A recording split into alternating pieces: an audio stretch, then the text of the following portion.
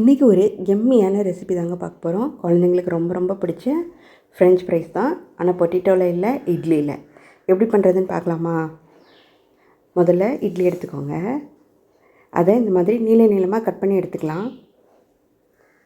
நம்ம French ஃப்ரைஸ்க்கு cut பண்ணுவோம்ல, அது மாதிரி கட் பண்ணி எடுத்துக்கோங்க. இது இட்லி தான், ஆனால் இட்லி பிடிக்காத குழந்தைங்களுக்கும் ரொம்ப ரொம்ப பிடிக்கும். இந்த மாதிரி கட் பண்ணதுக்கப்புறமா நம்ம ஒரு தவாவில் இதை நம்ம அப்படியே வச்சிடலாம். மேலே கொஞ்சம் நெய் ஊற்றிக்கோங்க. நெய்யோ பட்டரோ எது வேணால் போட்டுக்கலாம், இல்லை எண்ணெய் கூட போட்டுக்கோங்க. போட்டுட்டு இந்த மாதிரி திருப்பி திருப்பி விடுங்க. கொஞ்சம் கிறிஸ்பாக ஆகட்டும்.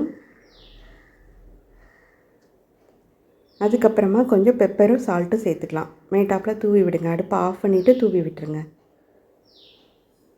தூவி விட்டு திரும்ப ஒரு தடவை நல்லா கலந்து விடுற மாதிரி திருப்பி திருப்பி விட்டுருங்க.